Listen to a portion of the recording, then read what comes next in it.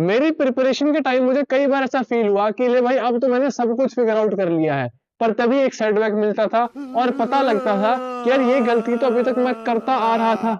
आज मैं वही लेसन सिखाने आया हूं जो मैंने अपनी मिस्टेक से सीखे, so that you don't repeat those mistakes. तो कैसे हैं आप सब? मेरा नाम है हिमांशु सांगवान, आप देख रहे हो पढ़ ले। अगर आप सीरियस हैं अपनी टीचिंग प्रिपरेशन को लेके, चाहे डीटीपीसी पीआरटी हो, टीजीटी हो या फिर केवीएस पीआरटी टीजीटी हो, तो ये पर्टिकुलर वीडियो आपके काफी हफ्ते और महीनों की प्रिपरेशन को सेव कर सकती है। मैं जानता हूं you all must be facing the pressure, the confusion and the self doubt. क्यों? क्योंकि जब मैं तैयारी करता था तब मुझे भी सेम फील होता था। प्रेशर किस चीज का? XYZ प्रॉब्लम्स हो सकती हैं, एज निकली जा रही है, अभी इतना टाइम नहीं है, घर वाले शादी करवा देंगे, घर इतना इकोनॉमिकली स्टेबल नहीं है, अभी पापा कुछ दिन में रिटायर हो जाएंगे। तो problems like infinite number of problems हो सकती है जो हम पे प्रेशर क्रिएट करती है, बिल्कुल करती है। अब आप इसमें आप रिलेट कर लो कि अभी फिलहाल आपके पास किस चीज का मेन प्रेशर है। कंफ्यूजन किस चीज की? कह रही है टॉपिक तो मैंने हर जगह से ही कर लिया, जितने मैं प्रयास कर सकता था मैंने कर लिए, बट ये टॉपिक मुझे नहीं आ रहा। या फिर किस चीज की कि यार वैकेंसी का वेट करते करते करते करते इतना थक गए हैं कि अब घर वालों से प्रेशर इस चीज का है कि जॉब कर ले। अब कंफ्यूजन इसी चीज का है कि जॉब करूं कि तैयारी करूं। और सेल्फ डाउट तो यार वही है कि हर मोड़ पे वो खड़ा है कि जिस एग्जाम की मैं प्रिपरेशन कर रहा हूं, क्या मैं वो सही में भी क्लियर कर पाऊंगा? लाइक मेरी तैयारी क्या ऑन ट्रैक भी चल रही है? वो सेल्फ डाउट लगातार हमारे पीछे पड़ा रहता है। तो इन्हीं फैक्टर्स को ध्यान में रखते हुए हम बात करते हैं टॉप 5 मिस्टेक्स जो हम सब करते हैं, या फिर आपने कर ली है, या फिर आप करोगे। And how to avoid the main point is कि इन प्रॉब्लम से हम निपटे कैसे, इनका सॉल्यूशन क्या है और अवॉइड कैसे करें इनको। अब इन हर मिस्टेक्स के साथ मैं आपको एक एक्शन बताऊंगा जो आपको फॉलो करना है ताकि आप वो मिस्टेक्स ना करो। पहली मिस्टेक के बारे में बात करते हैं, not understanding the syllabus and under estimating the syllabus. कहने का मतलब ये, जैसे कि केवीएस बहुत ही डिटेल्ड सिलेबस प्रोवाइड करता है, चाहे वो मैथ हो, रीजनिंग हो, हिंदी हो, इंग्लिश हो या फिर पार्ट भी हो, डिटेल्ड सिलेबस प्रोवाइड करता है। ऐसे DSSS भी डिटेल्ड सिलेबस प्रोवाइड नहीं करता, चाहे वो पार्ट ए का हो चाहे पार्ट बी का। क्योंकि पार्ट ए का ना, मैं आपको यहाँ एक फोटो दिख जाएगी, ये लाइक बहुत जनरलाइज सिलेबस दिया हुआ है, इसमें स्पेसिफिक टॉपिक्स नहीं दिए हुए। तो इससे होता क्या है, या तो हम कुछ टॉपिक्स छोड़ देते हैं या फिर कुछ टॉपिक्स एक्स्ट्रा पढ़ लेते हैं। देखो एक्स्ट्रा की तो ऐसा कोई दिक्कत है नहीं कि एक्स्ट्रा पढ़ लिए तो कुछ नुकसान हो जाएगा, बट नुकसान कब है? जब हमने कोई टॉपिक्स छोड़ दिए। एक्शन जो आप ले सकते हैं, देखो पार्ट बी का तो डिफाइंड सिलेबस है नहीं, पर पार्ट ए का हमने बिल्कुल डिटेल्ड सिलेबस, मैंने with proper reference to PYQ देख देख के ये टॉपिक 1 साल पहले आप लोगों को प्रोवाइड करवाया था। इस ऊपर वाली वीडियो में आपको पता लग जाएगा कि पार्ट ए का डिटेल्ड सिलेबस क्या है, और हम इस सिलेबस को फिर से अपडेट करेंगे नेक्स्ट वीडियो में। तब तक के लिए आप क्या कर सकते हो, टेलीग्राम पे जाओ, वहां आपको डिटेल्ड सिलेबस मिल जाएगा पार्ट ए का, और उसमें से पर्टिकुलरली देखो टॉपिक वाइज टॉपिक कि हाँ भाई ये टॉपिक कर लिया, ये कर लिया, ये कर लिया, ये रह गया, ठीक है। बट उस पीडीएफ को खोलने से पहले आप वीडियो देख लेना। अब बात आती है under estimating the syllabus. Under estimating कैसे? ऐसे कि हमें मिसकंसेप्शन हो जाती है कि यार ये टॉपिक तो हमने किया हुआ है, इसमें तो मैं मास्टर आदमी हूँ, मास्टर, मेरे को दो ये काम, तो मतलब मुझे दो ये टॉपिक, मैं करके दिखाता हूँ उससे क्वेश्चन। पर इसमें हम ये काउंटिंग करना भूल जाते हैं कि DSSS ऑलमोस्ट हर टॉपिक में इन डेप्थ नॉलेज की डिमांड करता है, चाहे वो हिंदी हो, इंग्लिश हो, मैथ हो, हर चीज में आपको इन डेप्थ नॉलेज होनी चाहिए। फॉर एग्जाम्पल जैसे हमने प्याजे पढ़ा हुआ है, पर प्याजे में हमने वो 4 स्टेज पढ़ ली, sensory motor, pre operational, concrete operational और फॉर्मल ऑपरेशनल। बट DSSS भी सवाल कहां पूछेगा, सेंसरी मोटर की सब स्टेज से। सब स्टेज कौन सी? Primary circular reactions, secondary circular reactions, तो उतनी सारी उसकी सब स्टेजेस हैं, वहां से सवाल आएगा। तो ये हर सब्जेक्ट में अप्लाई होता है। आप अंडर एस्टिमेट मत करो सिलेबस को कि यार हिंदी मुझे आती है, आपको इन डेप्थ नॉलेज की रिक्वायरमेंट होगी। एक्शन क्या ले सकते हो? जब आपने सिलेबस को अंडरस्टैंड कर लिया है, अब आप ताकि सिलेबस को अंडर एस्टिमेट ना करो, आपको रेफरेंस रखना है अपनी तैयारी के साथ पीवाईक्यूज का। क्यों? क्योंकि उसके थ्रू ही आपको पता लगेगा कि यार अच्छा संधि मैंने इतना किया हुआ है, बट इसमें और डीप में पूछा हुआ है। समझ रहे हो? Getting my point? तो रेफरेंस रखो अपनी तैयारी के साथ पीवाईक्यूज का, जो बिल्कुल आपको सटीक up to the mark idea देंगे कि भाई क्या लेवल होने वाला है क्वेश्चंस का, कितनी डीप में आपसे क्वेश्चन पूछे जा सकते हैं। Second mistake is focusing too much on your subject और आवर सब्जेक्ट। योर सब्जेक्ट मतलब आपका सब्जेक्ट या फिर मेरा सब्जेक्ट। यहाँ मैंने यूर का इस्तेमाल इसलिए किया क्योंकि जब मैं प्रिपरेशन कर रहा था बिल्कुल स्टार्टिंग फेज में, तो मैंने ये नोटिस किया, या फिर आप में से भी काफी नोटिस कर लिया होगा कि मैं अपनी प्रिपरेशन के दौरान स्टार्टिंग फेज में बहुत ज्यादा टाइम या फिर मैक्सिमम टाइम उन्हीं सब्जेक्ट्स को दे रहा हूं, या फिर वही सब्जेक्ट्स पढ़ता जा रहा हूं, या तो जो मुझे आसान लगते हैं या फिर जिनमें मेरा इंटरेस्ट है। पर एग्जाम सिर्फ मेरे भरोसे तो नहीं होगा कि हाँ भाई हिमांशु को ये सब्जेक्ट्स आते हैं हिंदी इंग्लिश, तो इसके हिसाब से हम पेपर देते हैं, ऐसा तो नहीं होगा। एक्शन क्या लेना है यहाँ पे, देखो D triple S B mainly Hindi, English, reasoning, math, GK और पार्ट बी। अब इन सब्जेक्ट्स में से आप देखो कि आपके कौन से स्ट्रॉन्ग सब्जेक्ट्स हैं और कौन से वीक सब्जेक्ट्स हैं, इनको कैटेगराइज करो, strong subjects and weak subjects. Strong subjects वो सब्जेक्ट्स जिसमें आप फॉर एग्जांपल पार्ट ए में स्ट्रॉन्ग सब्जेक्ट्स में वो सब्जेक्ट्स आएंगे जिसमें आप 20 नंबर में से 17.5 प्लस लेके आओगे, वो आएंगे आपके स्ट्रॉन्ग सब्जेक्ट्स में, और जिसमें इनसे कम नंबर आ रहे हैं वो आएंगे आपके वीक सब्जेक्ट्स में। देखो अपने स्ट्रॉन्ग सब्जेक्ट्स में बहुत ज्यादा टाइम इन्वेस्ट करने से आपकी परफॉर्मेंस में नियर टू जीरो इंप्रूवमेंट दिखाई देगी। क्यों? क्योंकि वो ऑलरेडी स्ट्रॉन्ग है, उसमें कितनी इंप्रूवमेंट और हो जाएगी, 1 नंबर की, आधे नंबर की, बस, इससे ऊपर तो नहीं हो पाएगी। और ज्यादा फोकस आपको अपने वीक सब्जेक्ट्स पे देना है, ज्यादा टाइम इन्वेस्ट आपको वीक सब्जेक्ट्स पे करना है। And the magic you are looking for is in the work you are avoiding. इसका मतलब क्या हुआ कि आप सोच रहे हो कि सर मेरे मार्क्स नहीं बढ़ रहे हैं, तो the magic you are looking for is in the work you are avoiding. क्या पता आपकी मैथ कमजोर हो, क्या पता आपकी मैथ कमजोर हो, आप मैथ को अभी तक अवॉइड करते हुए आ रहे हो, तो मार्क्स कैसे बढ़ेंगे? तो वीक सब्जेक्ट्स को अवॉइड करने से कुछ नहीं होगा, आपको डट के इनका सामना करना पड़ेगा और इनको टाइम देना पड़ेगा। हाँ, शुरू में मुश्किल लग सकता है, बट भाई मुश्किल है तभी तो आप अवॉइड कर रहे हो, मुश्किल है तभी आप अवॉइड कर रहे हो। अगर आसान होता तो सभी कर लेते, समझ रहे हो? तो भाई वीक सब्जेक्ट पे फोकस करो, आपका वीक सब्जेक्ट कोई भी हो सकता है। अच्छा, जीके को वीक सब्जेक्ट में काउंट मत करना, वो सबकी ऑलमोस्ट बराबर सी होती है। अपने core subjects Hindi, English, reasoning, math और पार्ट बी में आप कैटेगराइज करो weak strong. Got my point? Third mistake जो हम करते हैं is not responsible towards your sources. देखो जब हम तैयारी करते हैं या तो बुक से करेंगे या फिर कोर्सेज से करेंगे। अब सेल्फ स्टडी भी करेंगे तो बुक से ही करेंगे, वो उसी में कवर हो गया। अब ये हमारी टोटल रिस्पॉन्सिबिलिटी बनती है कि हम अपने सोर्सेज को वाइजली चूज करें। लाइक इन माय केस में काफी बार बता चुका हूं, मैं हिमांशी मैम के पेडागोजी बैच से पढ़ रहा था, तो उसमें क्या हुआ, लाइक जनवरी में वो कहीं कोर्स स्टार्ट हुआ था और डी ट्रिपल एस पीआरटी की वैकेंसीज उस टाइम पे मई के आसपास आई थी, मई 2021 में। तो उस टाइम तक मेरा ऑलमोस्ट सिलेबस कंप्लीट हो गया था। अब मेरा क्या होता है कि जिस दिन मैं किसी एग्जाम का फॉर्म भरूंगा उसी दिन मॉक टेस्ट देता हूँ। तो मुझे अभी भी याद है, मैंने वो पर्टिकुलरली जो फॉर्म है डी ट्रिपल एस पीआरटी का 18 मई को भरा था। अब 18 मई को मैंने वो पर्टिकुलरली पीवाईक्यू दिया 2019 वाला। अब कंप्लीट डिफरेंट पिक्चर थी जो क्लास में पढ़ाया गया और जो पेपर में आया गया। समझ रहे हो? मैं ऐसा नहीं कह रहा कि हिमांशी मैम गलत पढ़ाती हैं, भाई सीटेट के लिए मैम बेस्ट है, बहुत मस्त पढ़ाती हैं, और इसमें भी मैं मैम का कोई लाइक दोष नहीं है, इसमें मेरा ही दोष है कि भाई मुझे अपने सोर्सेज वाइजली चूज करने थे। मैंने बस तैयारी करना स्टार्ट कर दिया, अंधे में लग गया और ना देखा कि भाई क्या ये जो लेवल का पढ़ाया जा रहा है ये पेपर में भी आ रहा है कि नहीं आ रहा। उस टाइम स्कोर मेरा अभी भी मुझे याद है, पार्ट ए में जब मैंने पहला मॉक दिया था 100 में से 40 नंबर आए थे। मैं मान के क्या चल रहा था कि यार पेपर में इन 100 नंबर में क्या ही हो जाएगा, वो प्याजे की 4 स्टेज पूछ लेंगे या फिर वो लेटेंसी स्टेज, वो छोटे मोटे क्वेश्चन पूछ लेंगे सीटेट टाइप के, पर बहुत डीप में क्वेश्चन थे और नंबर आए 100 में से 40। और वो 40 इज लाइक कि उस टाइम ना मैं लाइक ऑफलाइन आंसर की जो होती है उससे वो अटेम्प्ट किया था, तो उसमें होता है ना लाइक कि अच्छा चीटिंग नहीं करेंगे फिर ऐसे करके, अच्छा ये ठीक है चलो, समझ रहे हो? तो उसमें भी वैसे करके वो 40 नंबर आए थे एंड इसकी कंप्लीट रिस्पॉन्सिबिलिटी मेरी थी। तो आप लोग ये ध्यान रखो कि आपकी तैयारी और सिलेक्शन के बीच में 3 चीज मेनली है, बुक्स, कोर्सेज और मेंटर्स।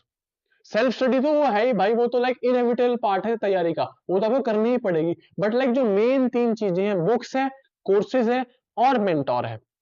अब ये आपकी कंप्लीट रिस्पॉन्सिबिलिटी बनती है कि आप चेक ऑन करो अपने बुक के साथ, अपनी कोर्स के साथ, अपने मेंटर के साथ कि भाई जो मुझे ये पढ़ा रहा है, क्या ये पीवाईक्यूज में भी इस लेवल का सवाल आ रहे हैं कि नहीं आ रहे। क्यों? क्योंकि अगर आपका सिलेक्शन नहीं हुआ तो बुक का ऑथर या फिर जो कोर्स में टीचर पढ़ा रहा है वो नहीं आएगा आपके पास कि भाई सॉरी मैंने गलत पढ़ा दिया इसलिए तेरा सिलेक्शन नहीं हुआ। अब आपको एक्शन क्या लेना है? देखो थोड़ा टाइम जाएगा but it will be worth it. ये आपके कई महीनों का टाइम सेव कर सकता है। क्या करना है, एक बार बैठ के जिस भी बुक से, जिस भी कोर्स से, जिस भी टीचर से आप पढ़ रहे हो, एक बार आप पीवाईक्यूज ओपन करो, with reference to PYQ match करो कि हाँ भाई इस बुक में ये लेवल मैच हो रहा है बट पीवाईक्यूज में क्वेश्चंस का लेवल ये है। टीचर पढ़ा रहा है इस लेवल का, इस लेवल का रहा है, टीचर ने बस पढ़ा दिया भाई प्याजे में pre operation continued operation, but सवाल किसका आ रहा है कि भाई सेंसरी मोटर की आप बताओ अगली सब स्टेजेस क्या क्या होती हैं। तो आप एक बार बैठ के लेवल मैच करो कि हाँ भाई ये एजुकेटर मुझे बिल्कुल अप टू द मार्क पढ़ा रहा है, बिल्कुल अप टू द मार्क पढ़ा रहा है, तो बहुत बढ़िया सोर्स से पढ़ रहे हो, कोई भी सोर्स चेंज करने की जरूरत नहीं है। बट अगर नहीं है लेवल का, या तो सोर्स चेंज करो या फिर अपनी सेल्फ स्टडी में प्लस कुछ एक्स्ट्रा ऐड करो ताकि उस लेवल को आप मैच कर पाओ। फोर्थ मिस्टेक जो हम लोग करते हैं इज इग्नोरिंग पीवाईक्यूज। अभी भी मोर देन 80% ऐसे बच्चे हैं या तो जिन्होंने अभी तक पीवाईक्यूज की शक्ल ही नहीं देखी है, या फिर देखी है तो मैक्स टू मैक्स एक या दो उन्होंने पीवाईक्यू अटेम्प्ट किए होंगे, उनको भी अटेम्प्ट करे हुए 1 महीना 2 महीना 5-6 महीने बीत चुके होंगे। अब जैसे मैंने बताया कि जिस दिन मैं किसी भी एग्जाम का फॉर्म भरता हूं उसी दिन उसका पीवाईक्यू अटेम्प्ट करता हूं। अब 18 मई को जब मैंने पीवाईक्यू अटेम्प्ट किया, आप खुद देखो मुझे कितनी सारी इंफॉर्मेशन मिली कि भाई पार्ट बी जहां से मैं पढ़ता हुआ आ रहा था उसका लेवल और पेपर का लेवल बहुत डिफरेंस है, तो ये सोर्स मुझे करना ही नहीं है, एलिमिनेट कर दिया। दूसरी चीज, भाई हिंदी मैंने अभी तक बहुत ऊपरी रूप से पढ़ी है बट क्वेश्चन बहुत डीप है तो मुझे डीप में पढ़ना पड़ेगा। जहां तक मुझे याद आ रहा है 120 से कम नंबर थे, प्रिसाइज बताऊं 115 से 18 के बीच में थे। अब उसमें वो आंसर्स भी शामिल थे जो मैंने ऐसे करके देख लिए। समझ रहे हो कि रीजनिंग का अच्छा ये क्वेश्चन नहीं आ रहा तो अच्छा ये लिखा हुआ है तो उसको बना के टिक कर दिया, क्योंकि मैंने वो ऑफलाइन पीडीएफ डाउनलोड करी हुई थी तो उसकी वजह से 115 से 118 के बीच में वो भी मेरा रियल स्कोर नहीं था। इस बात को मैं बिल्कुल एक्सेप्ट करता हूं। पर मैंने क्या किया, अपनी प्रिपरेशन जर्नी में, अपनी पढ़ाई में मॉक टेस्ट को साथ में सप्लीमेंट किया और करते करते करते, क्योंकि मुझे अभी भी याद है 18 मई के बाद 1 महीना मैंने ढंग से प्रिपरेशन करी होगी, ढंग से मतलब लाइक प्रॉपर सोर्सेस को देखते हुए, उसके बाद मैंने हर हफ्ते मॉक टेस्ट अटेम्प्ट करना स्टार्ट कर दिया था। डजंट मैटर कि मेरी तैयारी हुई है कि नहीं हुई है, वो मुझे अपनी प्रिपरेशन के बारे में एक लाइक आईना था मेरा कि हाँ भाई तैयारी मेरी अब सही मूड में चल रही है। अब वो खुद मानो वो 115 से 18 वाला स्कोर करते करते एंड तक, जहां तक मुझे याद है 15 जनवरी पे मैंने अपनी तैयारी को फुल स्टॉप लगा दिया था। उस दिन तक पहुंचते पहुंचते मेरे कांस्टेंट हर पीवाईक्यू में 150 या 150 प्लस बन रहे थे। देखो make it very clear, starting phase में जब आप तैयारी कर रहे हो तो PYQs are not for scoring कि भाई अच्छा इसमें स्कोर चेक करूंगी देखूंगी कितना आया है और कट ऑफ से मैं इतनी दूर हूं, उसके लिए नहीं है। वो सिर्फ आपकी परफॉर्मेंस को एनालाइज करने के लिए होते हैं। स्टार्टिंग फेज में बात कर रहा हूं, स्टार्टिंग फेज की, कि हाँ भाई किरण अगर तू यहां से पढ़ रही है और यही क्वेश्चन यहां पे आ रहा है तो सही पढ़ रही है। समझ रहे हो, वो आपको एक लाइक इंफॉर्मेशन प्रोवाइड करेंगे कि रोहन भाई तूने संधि तो पढ़ लिया है बट संधि का और डीप में क्वेश्चन पूछा जा रहा है तो मुझे संधि को और डिटेल में पढ़ना पड़ेगा। जिससे क्या होगा, अब आपने संधि पढ़ लोगे, अब आपको टॉपिक स्ट्रांग बन जाएगा, अब अगला पेपर दोगे, अगले पेपर में कर पाओगे। प्रिपरेशन को और मॉक टेस्ट को सप्लीमेंट करो एक दूसरे के साथ। एक्शन स्टेप क्या है यहाँ पे कि अभी तक अगर आपने कोई भी मॉक टेस्ट अटेम्प्ट नहीं किया या फिर किया है तो बहुत पहले किया है तो आज ही या फिर कल मॉक टेस्ट अटेम्प्ट करो। जिसकी प्रिपरेशन मोर देन हाफ हो चुकी है, अब वो डिपेंड करता है वो कितना कॉन्फिडेंट है अपनी प्रिपरेशन को लेकर। मैं रेकमेंड करूंगा हर 2 हफ्ते में एक मॉक टेस्ट, हर 2 हफ्ते में एक मॉक टेस्ट। और जिनकी ऑलमोस्ट लाइक हिंदी का सिलेबस कंप्लीट है, इंग्लिश का कंप्लीट है, मैथ का कंप्लीट है, रीजनिंग का कंप्लीट है और पार्ट बी की तैयारी चल रही है, वो हर वीक एक मॉक दे। ये बात याद रखना, no one is judging you कि भाई नंबर कम आ गए तो क्या होगा, डिमोटिवेशन आएगी। भाई नंबर कम आए तो मोटिवेशन की बात है कि अभी इतना गैप मुझे फिल करना है। Getting my point? And no one is coming to save you. अगर आप सोच रहे हो कि पेपर के टाइम आके यार जब पी वाई क्यू कर लूंगी, तब भाई बहुत डिफरेंट पिक्चर होगी आपके सामने। और तब बात मानो, तब कम नंबर आए ना, उससे बड़ी डिमोटिवेशन और उससे बड़ा दिल टूटना कभी नहीं हो पाएगा। फिफ्थ मिस्टेक जो बहुत ही सबसे ज्यादा इंपॉर्टेंट है is procrastination and lack of consistency.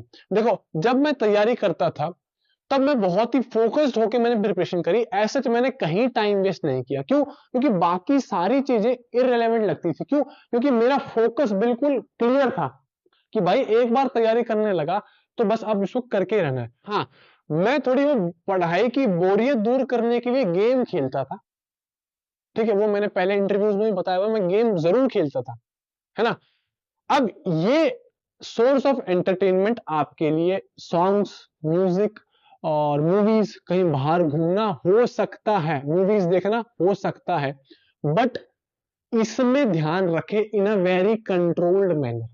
ऐसा ना हो 2 घंटे पढ़ाई और 4 घंटे मूवी चल रही है। ऐसा ना हो 2 घंटे पढ़ाई और 5 घंटे गाने चल रहे हैं। ऐसा ना हो 4 घंटे पढ़ाई करी और 4 घंटे बाहर घूमने चले गए। ऐसा ना हो। क्यों? अल्टीमेटली फिर चालू क्यों किया था कि भाई ताकि पढ़ाई इफेक्ट ना हो। अब इसको चालू किया, इसमें मजा आ रहा है, हाँ चल यार मूवी सीरीज चल रही, चलने दे चलने दे चलने दे। अब स्टार्ट इसलिए किया था कि पढ़ाई इफेक्ट ना हो। अब इसको स्टार्ट किया तो मजा आने लग गया, अब ये इफेक्ट हो रही है। समझ पा रहे हो? तो भाई बहुत ही कंट्रोल्ड मैनर में अपने सोर्स ऑफ एंटरटेनमेंट पे आपको अपना नियंत्रण रखना है। भाई देखो पढ़ाई के वक्त ना बहुत कंसिस्टेंसी में प्रॉब्लम आती है। काफी सारे बच्चे मैंने देखा है 2 दिन पढ़ाई करी 3 दिन छुट्टी, 4 दिन पढ़ाई करी 1 हफ्ते की छुट्टी, या फिर गैप में आज नहीं कल, फिर कल नहीं पढ़ाई करी परसों करी, तरसों नहीं करी फिर अगले दिन करी। ठीक है, कंसिस्टेंसी की बहुत बड़ी प्रॉब्लम आती है। आप में और सिलेक्शन में बीच में आपकी कंसिस्टेंसी बहुत ज्यादा इंपॉर्टेंट है। देखो अगर आपकी मैथ वीक है, आपके पास 2 ऑप्शन है, या तो छोड़ दो या फिर डट के मेहनत करो। उसमें मुश्किल आएंगी, मुश्किल लगेगी, नहीं डट के मेहनत करो। ठीक है, तो पहले में क्या होगा, पहले में आप क्या करोगे, यार चल मैथ नहीं कर रहा, थोड़ी देर में हिंदी पढ़ूंगी, इतने में रील्स देख ली, शॉर्ट्स देख ली, इंस्टाग्राम चला लिया। समझ रहे हो? नहीं यार रीजनिंग में टॉपिक बहुत मुश्किल है, मेरे से नहीं होगा, मैं इसको एग्जाम में छोड़ाऊंगी। एग्जाम में हुआ क्या, 1 नंबर से रह गए, क्योंकि वो क्वेश्चन आप छोड़ के आए, उसी क्वेश्चन की वजह से आपका सिलेक्शन हो गया। समझ रहे हो? तो इट्स कंप्लीटली योर चॉइस। या तो आप इजी चॉइसेस करो। इजी चॉइसेस क्या, थोड़ा सा लाइक मजे करना, नहीं मैथ नहीं करूंगी, चल मेरा इंटरेस्ट ही हिंदी में, हिंदी करके चलूंगी, या फिर मेरा इंटरेस्ट ना इंग्लिश में बहुत, इंग्लिश करूंगी, मैथ बाद में करूंगी। तो इजी चॉइस है। इससे क्या होगा, लाइफ डिफिकल्ट बनेगी। लाइफ डिफिकल्ट बनेगी क्यों? क्योंकि सिलेक्शन नहीं होगा। या फिर आपकी चॉइस है कि डिफिकल्ट चॉइस लो। डिफिकल्ट चॉइस क्या है यार, मुझे पता है जब मैं मैथ करूंगी तो मुझे दर्द पीड़ा होगी, दिमाग झन्नाएगा, दिमाग लाइक उसको इनकलकेट नहीं कर पाएगा कि यार तू पढ़ क्या रही है, नहीं समझोगे, आज समझ नहीं आएगा, कल समझ नहीं आएगा, लगातार लगे रहो, लगातार लगे रहो, है ना। जब लगातार लगोगे ना उस चीज में, जब कंसिस्टेंट रहोगे, जब डिफिकल्ट चॉइस उठाओगे, अल्टीमेटली क्या होगा, मैथ स्ट्रांग बनेगी, पेपर क्लियर होगा, लाइफ इजी होगी। Easy choices make life difficult and difficult choices make life easy. Action क्या होना चाहिए आपका, कि क्रिस्टल क्लियर, आपका विजन क्लियर होना।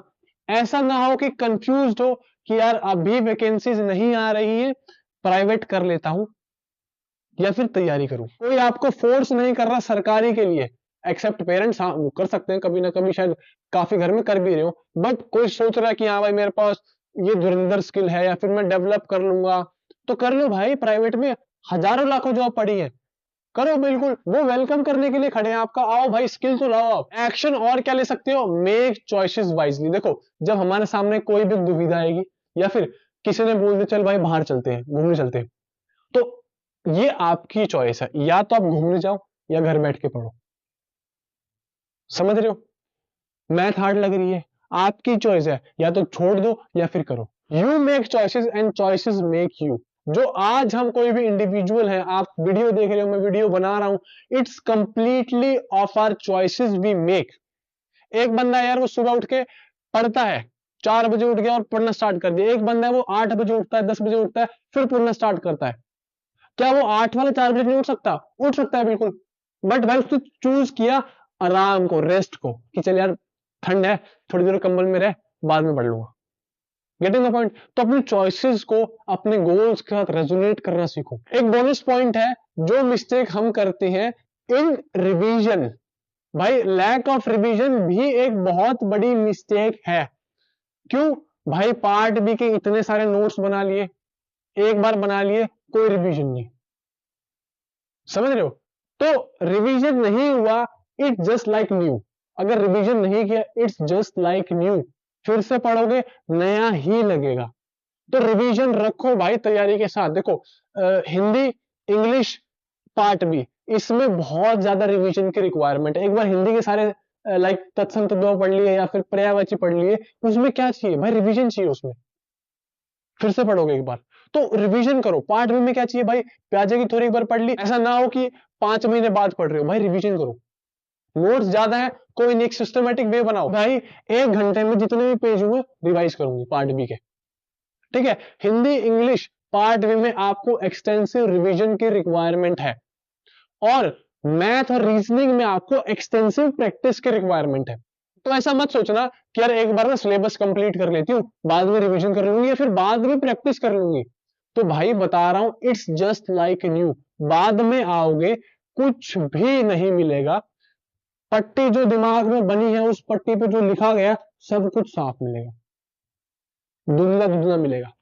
तो रिवीजन करो भाई, रिवीजन बहुत इंपॉर्टेंट है प्रिपरेशन में। और अगर आपको किसी भी मोड पर तैयारी करते करते डिफिकल्टी फील हो या फिर दिमाग में आए यार मेरे से नहीं होगा, तो सोचो आपने शुरू क्यों किया था। अपने गोल को सोचो कि भाई इस गोल की प्राप्ति के बाद मेरी लाइफ में कितना ड्रास्टिक चेंज आ जाएगा। और आपके पास ना पूरी क्षमता है। कोई भी ऐसा स्टूडेंट नहीं है कि यार बोले कि ना मेरे मैथ ना सर, मैथ ना 8वीं में पढ़ी थी, उसके बाद पढ़ी ही नहीं। तो भाई 8वीं से ऊपर की तो मैथ आप ही नहीं दी है। और चाहे कभी पढ़ी हो भाई, कभी भी पढ़ी हो। क्या आपने 12th के बाद पार्ट भी नहीं पढ़ा? पढ़ा है ना, 12th के बाद भी तो पार्ट बी पढ़ा है, और अभी आप कर पा रहे हो। तो 12th से पहले वाली चीज में ऐसा क्या होगा कि आप थोड़ा सा टाइम उसमें इन्वेस्ट नहीं कर पा रहे? एक बात याद रखो, कोई भी चीज ना एक दिन में नहीं बनती है। अगर आप किसी सोफे पे बैठे हो, फिर आप बेड पे लेट के ये वीडियो देख रहे हो या फिर फोन में देख रहे हो, तो भाई अपने आसपास चीजें देखो। कोई भी चीज एक दिन में नहीं बनती है।